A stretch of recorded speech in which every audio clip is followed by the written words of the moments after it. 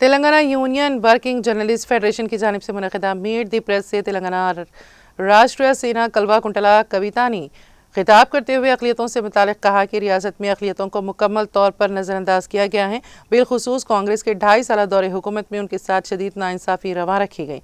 अक़लियतों के लिए 4000 करोड़ रुपए का बजट मुख्तस किया गया, ताहम इसमें से खातिर ख्वार रकम भी खर्च नहीं की गई।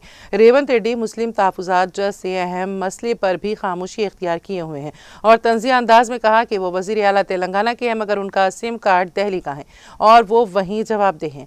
उन्होंने अक़लियतों से मुतादिद वादे किए मगर अमल दरामद के मामले में कारकर्दगी मुकम्मल तौर पर सिफर रही। वक्फ बोर्ड को जुडिशियल इख्तियारात फराहम करने का वादा भी पूरा नहीं किया गया, जबकि ओवरसीज स्कॉलरशिप जैसी अहम स्कीम भी अमली तौर पर फराहम नहीं की जा रही है, जिसके बायस अक़लियती तलबा शदीद मायूसी का शिकार है।